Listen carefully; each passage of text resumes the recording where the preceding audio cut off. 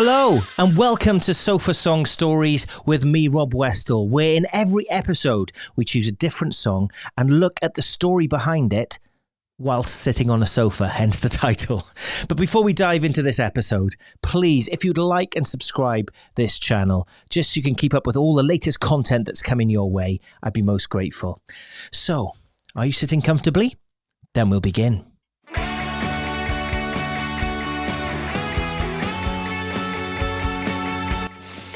It really is a song born out of lockdown. I like so many other people, really struggled mentally during lockdown, and it was, I just remember one day my wife and I were both having to work from home like so many other people, and it was my turn to have the kids and teach them and become a teacher, which was quite weird.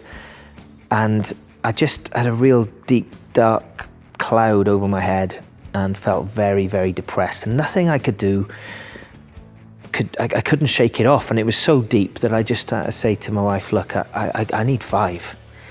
And I managed to find a room where nobody was in, and I picked up my guitar, picked up my Bible, and nothing was shifting it, nothing. And I started playing the guitar, and all of a sudden I had this riff. And you know, often when you feel that way, your mood will often reflect the song that you're writing. So if you're feeling down and reflective, often you'll have a very, you know, somber sounding song with lots of minor chords. But in this instant, it was more of a rocky, driving, defiant song.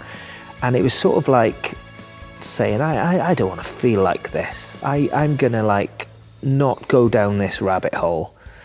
I'm not going here. And I was reading the Psalms, and they were talking about how Jesus is our rock, you know, how God is our rock and our fortress.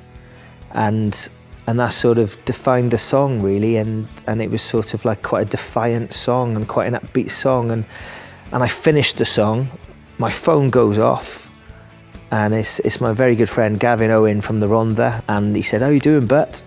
And I said, "Oh, I'm actually okay."